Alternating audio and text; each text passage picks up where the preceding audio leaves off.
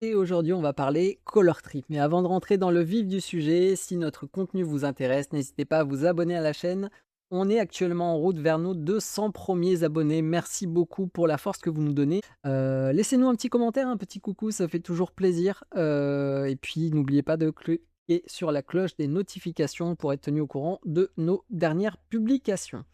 On est parti tout de suite dans le vif du sujet, le color tree, qu'est-ce que c'est? Eh bien, lors des 2 derniers podcasts, de Wardco, on a eu l'inclusion de David McDarby. Qui est-il? C'est le lead game designer, c'est lui qui a défini l'identité des couleurs. Et comment ça se présente en jeu?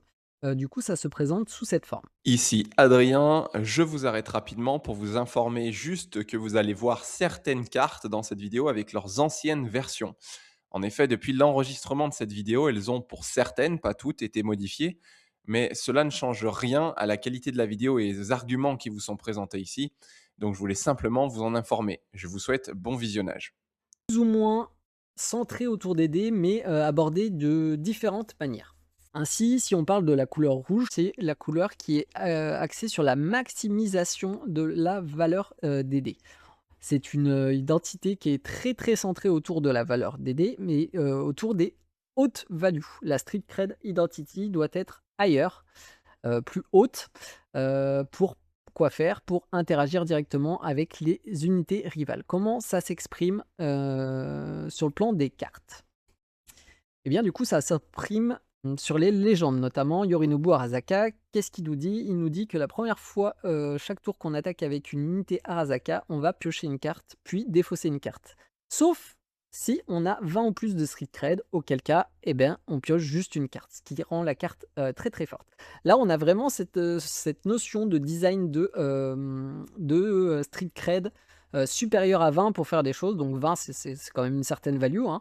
Donc là, on voit bien le côté de, bah, on veut optimiser les gros résultats de dés. Après, du coup, en jeu, il y a des choix à faire et c'est pas forcément la meilleure stratégie de jeter nos dés de 12 dès le début pour se les faire voler ensuite, par l'adversaire. Quelle autre carte, du coup, joue sur l'optimisation des lancers de dés? On a aussi, Kerry Eurodyne. Ici, on a Royce, Don't Call Me Simon, qui avait été, révélé lors de l'épisode qu'on avait vu, en vidéo tout à l'heure. Qu'est-ce qu'elle nous dit? Cette carte, elle nous dit, on play, donc quand on la joue de la main, qu'on la déploie sur le board, on peut defeat a rival unit with power 2 or less. Et ensuite, si on a plus de street cred que notre adversaire, et ben du coup, on peut défausser une unité, d'une force de 3 ou moins à la place d'une force de 2. Donc c'est toute la mentalité du rouge, à savoir, rester au-dessus de notre adversaire. C'est une faction, assez offensive qui veut mettre la tête sous l'eau de l'adversaire et puis le garder, sous contrôle, sous pression. Et pour ça, ben, on a plein d'instruments. On a le Royce, on a le Yorinobu, on a aussi par exemple, Carnage at the Colosseum. Donc Carnage of the Colosseum qui, intègre aussi cette, logique de gig à la value maximum. Premièrement, par son coût par sa réduction de coût, à savoir qu'on joue ce programme un édit de moins pour chaque dé qu'on a d'une value de 8 ou plus jusqu'à un minimum de 1. Ensuite, on defeat a rival unit with less power than a friendly unit. Donc du coup, ensuite, on envoie au cimetière une unité adverse qui aurait moins de force qu'une unité présente sous notre contrôle. Donc ici, on a vraiment, sur cette carte imprimé toute la mentalité du rouge. À savoir, si on a des dés, d'une value de 8 ou plus, on va avoir un effet positif et en plus de ça, bah, si on a une force supérieure à notre adversaire, on va gérer une bête. Donc toujours plus, c'est vraiment la mentalité, du rouge. Comment on fait pour avoir toujours plus? Eh bien, on a des outils à notre disposition. Par exemple, Industrial Assembly qui va nous permettre de gérer la value de nos dés, de l'augmenter, au besoin. Et en plus de ça, bah, si on a 7 ou plus de street cred, on va piocher une carte. Ça nous permet par exemple d'avoir un seuil, de 12+, pour activer notre Minotaur et aller, gérer les unités adverses. Donc comme on l'avait vu dans le color tree du coup, le fait d'avoir un certain seuil ou d'avoir des values maximum sur nos dés, ça va nous permettre d'interagir directement avec les menaces adverses, ici en gérant des unités, d'une force de 5 ou moins. Mais comme vous pouvez le voir, on n'est pas juste sur une logique de, faut avoir de la chance au dé en fait. Non, non, non, non, c'est quelque chose que vous pouvez gérer vous-même, en jeu, dans les choix de dés que vous lancez, dans les choix de dés que vous volez. Et comme vous pouvez le voir, on n'est pas tout le temps sur une logique de max gig, de dés à leur valeur maximum. On est plutôt sur une idée d'être plus fort, plus imposant que notre adversaire dans cette couleur rouge. Et comment, cette idée aussi est déterminée dans d'autres types de cartes? Bah, par exemple, on a le cas de, El Sombreron, la Vaganza Lenta, qui est une unité rouge qui dit que, quand elle attaque, en fait, elle double sa force. Donc pendant votre tour pour 4, elle a 4 de force. Si elle attaque, elle passe à 8 de force, mais pendant le tour adverse, du coup, elle sera à 4 de force et elle pourra être gérée. Donc comme vous pouvez le voir, on est vraiment dans cette idée de colère, de force brute et aller, tout droit. Ce qui n'empêche que, on peut combiner bien sûr le rouge avec, d'autres factions, notamment vert par exemple, qui ont, pas mal de manipulation de dés aussi et qui, pour le coup jouent, sur le côté, équilibre. On va voir, du coup, l'identité de la couleur verte.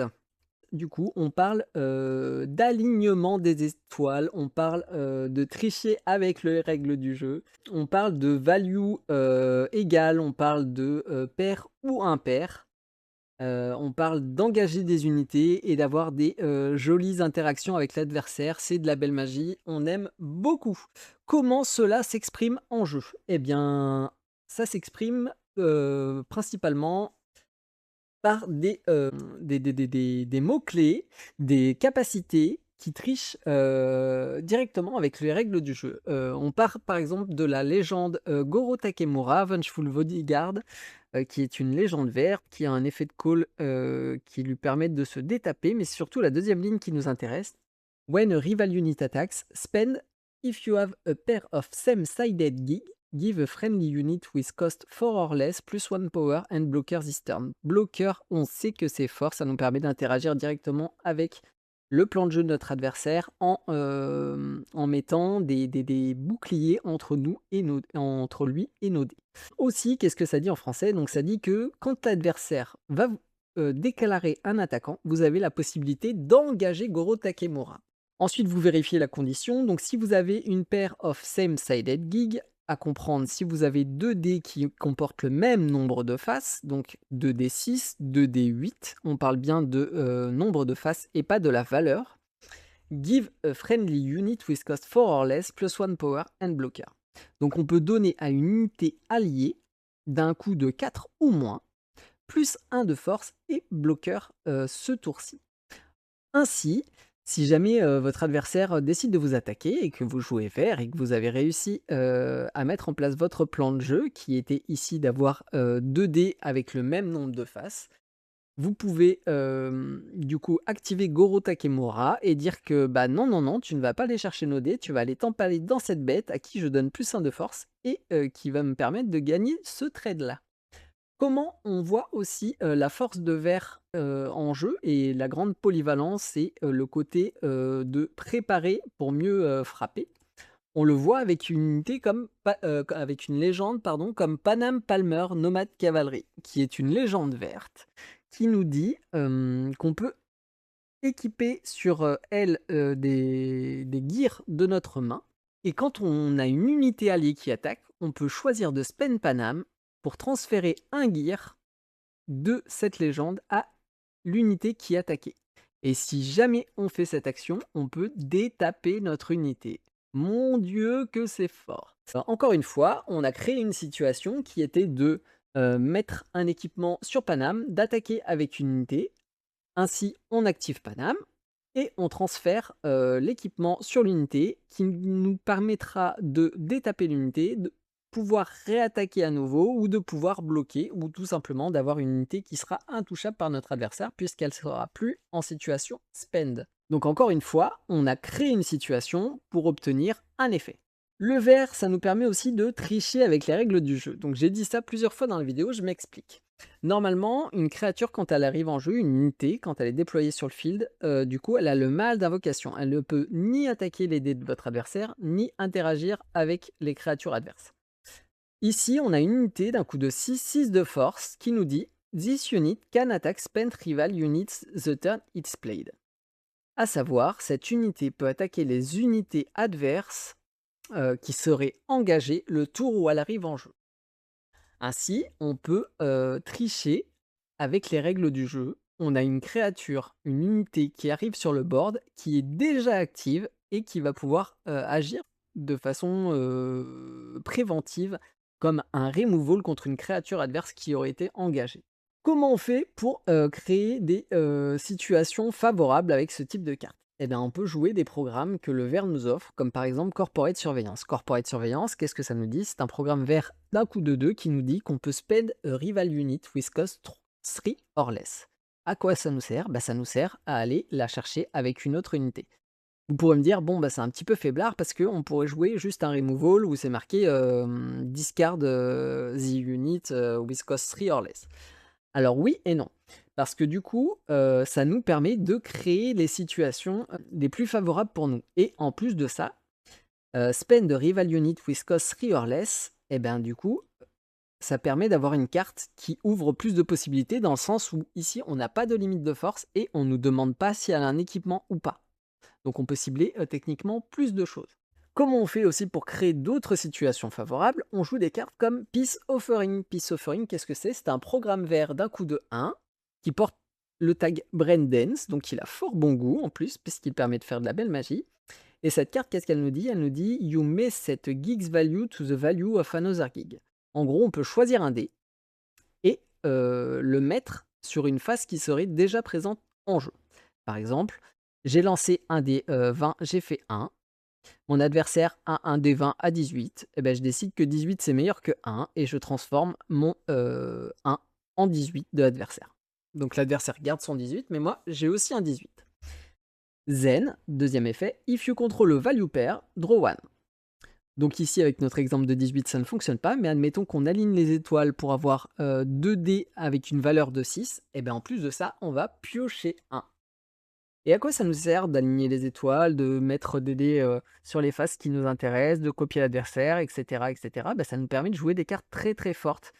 Des cartes qui sont littéralement game changer à l'image de Sandayu Oda. Sandayu Oda est une unité verte d'un coup de 7-8 de force qui porte le tag Arasaka et qui a la trigger on play, donc quand il est joué de la main et déployé sur le field, spend a rival unit for each friendly value pair of gigs. À savoir, vous allez pouvoir engager une unité adverse pour chaque paire de, de dés portant la même value dans votre friendly gig pool. Pardon. Ainsi, si vous avez 2-6, vous allez pouvoir engager une unité adverse.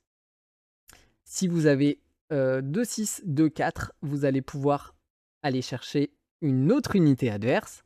Et en plus de ça, si ça ne suffisait pas, Sandayu Oda, il a la même capacité que Riding Nomad, à savoir que cette unité peut attaquer les unités spend quand il arrive en jeu.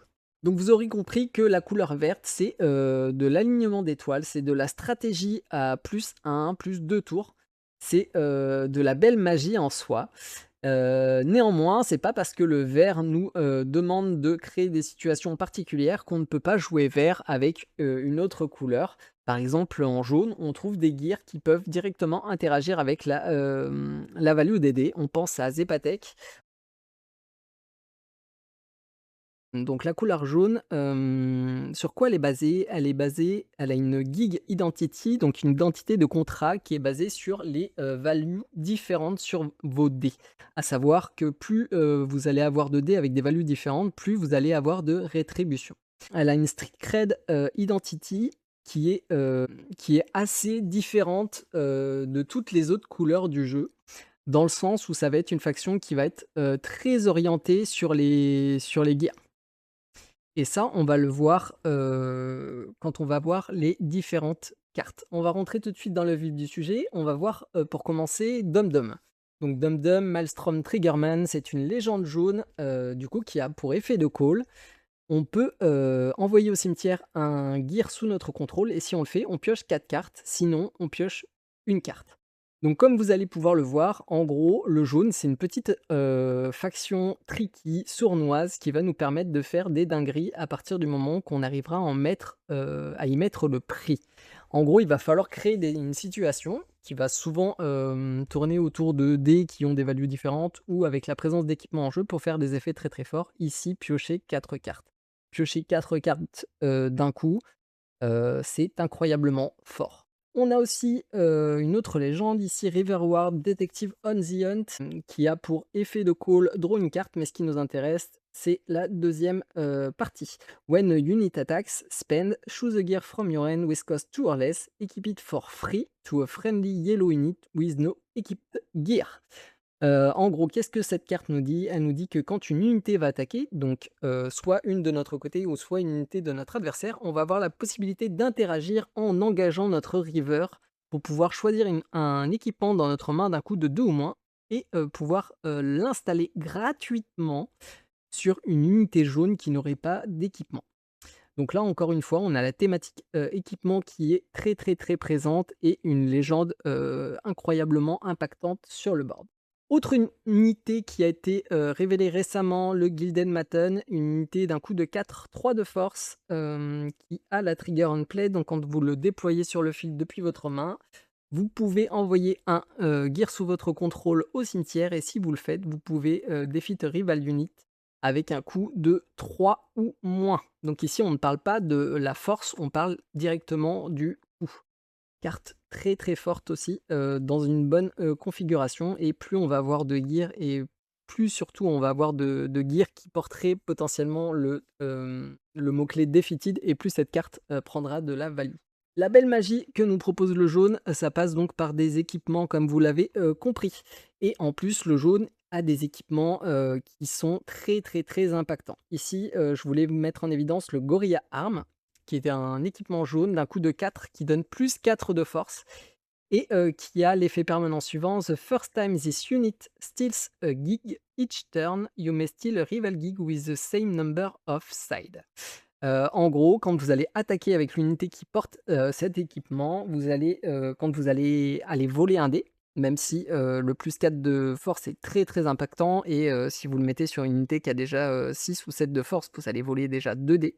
Mais en plus de ça, vous pourrez choisir un autre dé qui a le même nombre de faces. Par exemple, un deuxième D6 en plus du premier D6 et du D8 que vous avez volé si vous avez plus de 10 de force.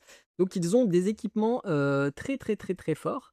Un autre équipement du même type, c'est Mandibular Upgrade, du coup qui ne nous donne pas de force celui-là, mais qui donne le mot-clé, bloqueur et qui nous permet donc d'interagir directement avec, notre adversaire en, mettant un bouclier entre, sa véhémence, ses volontés, de prendre le board ou de nous voler des dés et nos unités ou nos dés. Du coup, en réaction à une attaque de notre adversaire, si on a un River de révélé, on peut parfaitement, engager River, déployer un Mandibular Upgrade parce que ça coûte moins de 2, le mettre sur une unité qui devient bloqueur et dire: «Non, tu ne pourras pas nous toucher ce tour-ci». Enfin, comment ne pas en parler, le Zetatech Faceplate, à peine sorti, qui fait déjà grand bruit, un équipement jaune d'un coup de 2, qui donne plus 2 de force avec un effet permanent. Quand when this unit or legend is spent, adjust a gig by up to 1, then if you control 3 or more gigs with different values, draw 1. Donc qu'est-ce que ça nous dit en clair? Vous pouvez équiper cet équipement sur une unité ou sur une légende révélée, puis à chaque fois que vous allez engager cette unité ou cette légende pour attaquer par exemple, pour bloquer si elle a le trait bloqueur ou pour piocher s'il s'agit de Kiri Orodin ou encore pour activer son effet s'il s'agit de Panam. Vous vérifiez la condition, à savoir de contrôler 3 dés avec, des values différentes et si c'est le cas, vous allez piocher une carte. Donc équipement très, très, très, très fort et très, très, très impactant. Enfin, du coup, une autre carte pour illustrer le fait que la faction jaune, soit, basée sur des dés différents. Hanako Arasaka in a Gilded Cage, une unité, jaune d'un coup de 3, 0 de force certes, mais une trigger on play, très, très impactante. Donc quand vous la jouez de votre main en jeu, vous révélez les 4 premières cartes de votre deck, puis vous choisissez un Friendly Geek, donc un dé, sous, votre contrôle, qui comprend, bah, ceux que vous avez jetés et ceux que vous avez volés bien sûr et vous ajoutez chaque carte avec un coût égal à la value, du dé que vous avez choisi dans votre main. Donc comme vous l'aurez compris, le jaune, c'est une faction assez tricky où il va falloir mettre des choses, en place et si vous arrivez à faire cela, vous allez en tirer, des contreparties qui sont plus que significatives. Donc c'est pas parce que le jaune, se base forcément sur des gears ou sur des values différentes que, vous ne pouvez pas, le combiner avec, d'autres couleurs. Par exemple, il se marie assez bien avec le bleu. Le bleu, c'est basé sur la minimisation. En gros, plus vous allez avoir de dés à la valeur minimum, donc à savoir 1, plus vous allez avoir des effets, puissants. En gros, il va falloir avoir des low value, des petits dés et surtout avoir moins de street cred, que votre adversaire pour faire des belles choses. La faction bleue, c'est la faction qui va être orientée autour des programmes, ça va être, une faction entre guillemets, «contrôle», dans le jeu. En tout cas, une faction qui va être plus, jeu réactif que jeu, offensif. C'est une faction qui va vous offrir pas mal d'interactions avec votre adversaire, notamment en minimisant, ses propres dés à lui et en, interagissant de manière directe avec son plan de jeu. Comment ça s'exprime en jeu? Comment ça s'exprime? Bah, ça s'exprime avec des, légendes type Jackie Wells.